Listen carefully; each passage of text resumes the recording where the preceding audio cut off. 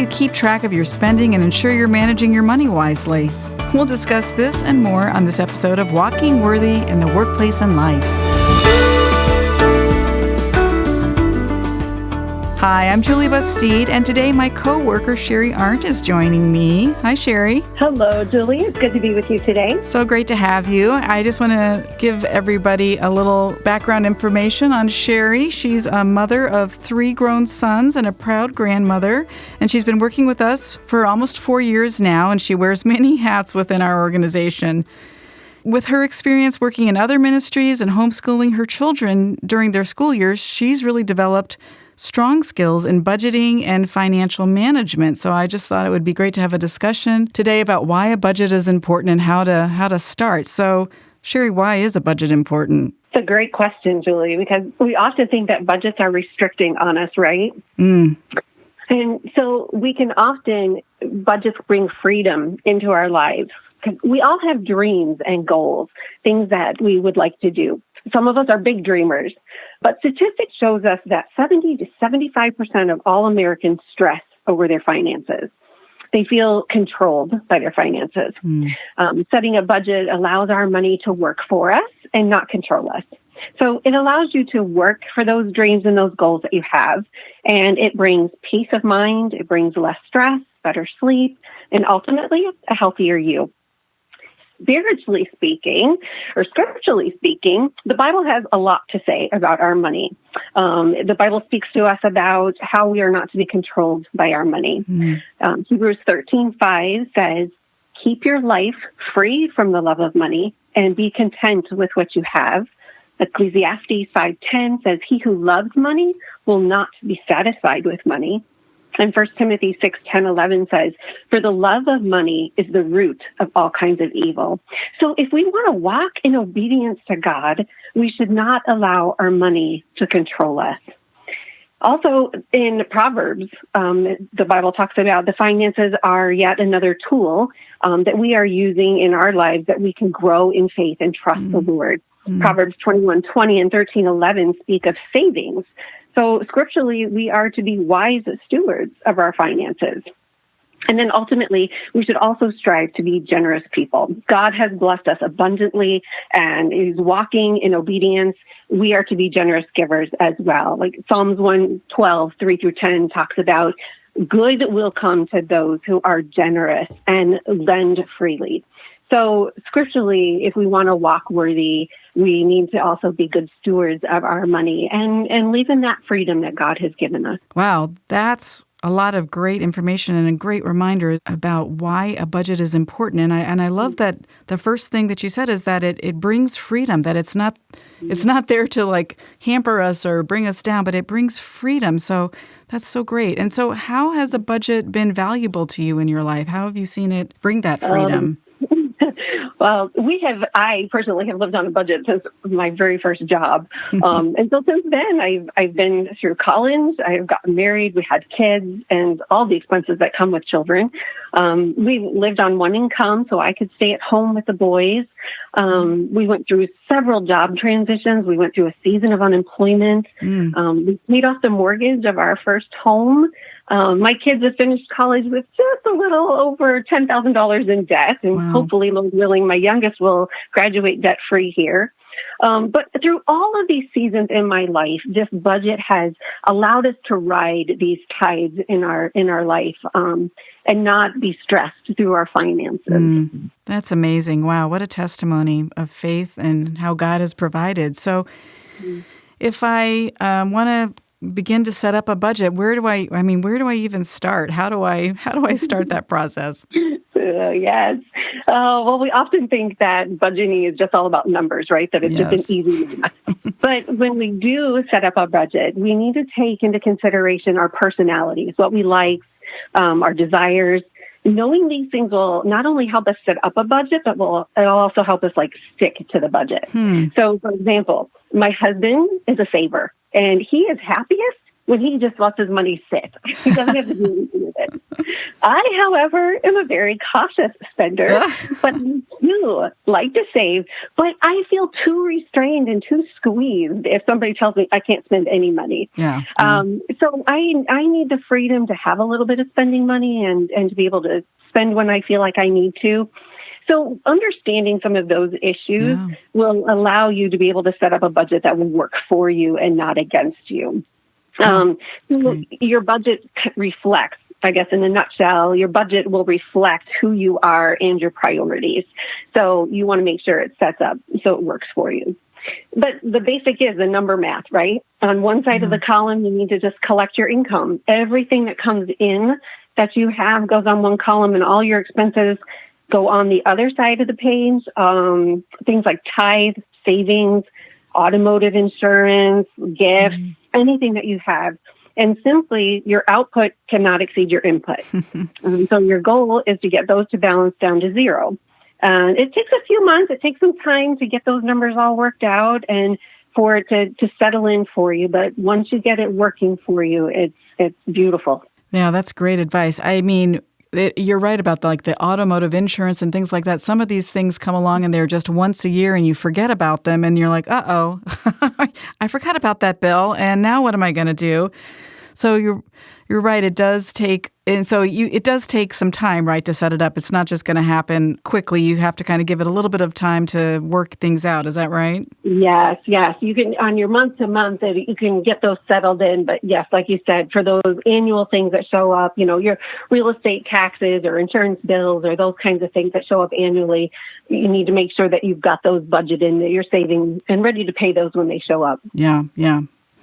So how do you do it? Do you use like an app or do you use, what do you use to help? Is it all on paper? What do you use? How do you do it? I am still very old school. I have all mine on an Excel spreadsheet, and that's what I use. It's what I've always used. I've tried using apps. I guess it's just hard to teach me new tricks, I guess. But my boys both use apps. Dave Ramsey has a good app called Every Dollar. There is a free version of that you can get started with. So that's always a good place to do. Back in the day, too, there was the envelope method that you could, each envelope is, you put cash into that envelope for whatever you need to use. So you find a system that's going to work for you. And the importance is just consistency, to stick with it. Yeah, that's great. And so as you're figuring this out, I mean, you talked about tithing, so that should be part of your tracking and expenses as well. But what about savings? How do you figure how much you should be saving even? I guess it depends on your dreams and goals for sure, right? It does. It depends on your season in life, too, where you are. But you should be saving as much as you can. Whatever's kind of left over needs to be saved. Ultimately, first, you should be saving for an emergency fund, which is anywhere from 3 to 6 months of your expenses. Yeah. And that there will just help you cover for any of those unexpected emergencies that come along. The water heater blows or the car is messy, Yeah. And so that gives you that extra so you're not stressed about those unexpected things. So that should be saved first and most often. And then the two other big areas people are concerned about are college education and retirement. Yeah. And there are great programs and resources out there to help with both of those areas if, that needs to be. But we didn't always save. There was a season where we were kind of like living paycheck to paycheck, right? Everything we brought in went out. Yeah. There was nothing left over. And we do have those seasons in our life. But the experts would tell you, to start young. The more time, the younger you are, the more finances you have, then the older you get. So if you can start young, that's great. Start the habit of that. Yeah. But like I said, we didn't, but we're starting now. Now that we're empty nesters, we've found a little bit more of that income and we're starting to save now. And we still, hopefully, Lord willing, have about 20 years left in our working years before we want to retire. So, we're just doing the best that we can in this season. Yeah, I like that it's not to beat ourselves up over things that, sometimes you're right. We have seasons of life and this is just the way it is right now. And just to meet those expenses is a big deal during those times. So that's encouraging to hear as well. So what happens if you are overspending in one area, like you're trying to to stay within budget, but every month it just kind of creeps up on you and you realize, oh, it's happened again. How do you correct for that? Yeah, so that consistently overspending. Again, the goal is to balance everything out to zero. So that's there. So if you have an area that you need to reevaluate, the first question you want to ask yourself is, can you decrease anything in that area? For example, if it's a food budget, can you buy food in bulk? Or could you eat less?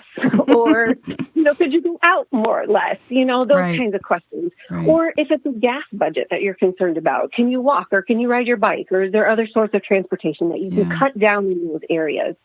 But if you feel like you've decreased all that you can, then you kind of look into your other areas. And are there an area that you're not spending everything that you need to? And then you can juggle those finances so everything comes out to a zero. The other option that you have is you can look at selling some things in your house. We all have things in our home that we've got too much stuff of, so we could look at selling them to get a little bit of income, or look and see, do you need a small part-time job? Again, these are seasons. Are these things in your life that just for a little bit you need a second job, walking your neighbor's dog or mowing a lawn or shoveling snow or whatever needs to be done. You can just bring in that little extra income too. So it's just important to be creative and to remember that your budget is here to help you to accomplish a goal and a dream. It's not to be restrictive or stressful. So to give you the freedom, right? And sometimes the budget is tight and we have those seasons where it just needs to be tight. But we also just need to remember to keep our long-term goal, vision in mind that this is a season and we'll someday get there. Yeah, I like that perspective. And that's just so helpful to think of it that way as opposed to being restrictive and I don't have enough, and to keep the goal in mind and that it ultimately will bring some freedom. And so I liked how you began that you looked at your personality and your desires. And so if you're a single person, then, discussing it with yourself and just sitting down and putting it on paper is important. But if you are married, you need to come together with your spouse and have those discussions, because we could have very different backgrounds, right? Right, exactly. And even if you're single, it's great to have, someone else that you trust to keep you accountable to some of that, because it's hard to keep ourselves accountable to those things. So find a partner that, would be willing to meet with you once a month and just check in and say, how's it going? And, what do you need to adjust or, think through some things. So, it's always good to have those discussions. And again, keep them light and try not to get too stressed about them, because they can get pretty heated sometimes. Yeah. Lots of grace. And really, it doesn't matter what your income is, right? It doesn't matter if you're making a little or medium or a lot. A budget is going to help you in all circumstances. It's important no matter what your income. Yes, that is very true, Julie. So that we can, know where our money is going and adjust from there. So, yes. Great. Again, our money reflects our priorities. So, whether we're making little or we're making less, we've got freedom within that line to give as we can and to spend as we can. But it reflects on where we put our money down. Yeah, so true. Well, great. Thank you so much, Sherri, for all this great information. And we'll include some links here below the podcast so that you can have access to some of these tools to help you track your expenses and get working on your budget. So it's just been great to spend some time with you today and to discuss how important a budget is and how to get started. And we just pray that it's been a blessing and an encouragement as we seek to walk worthy in the workplace and life.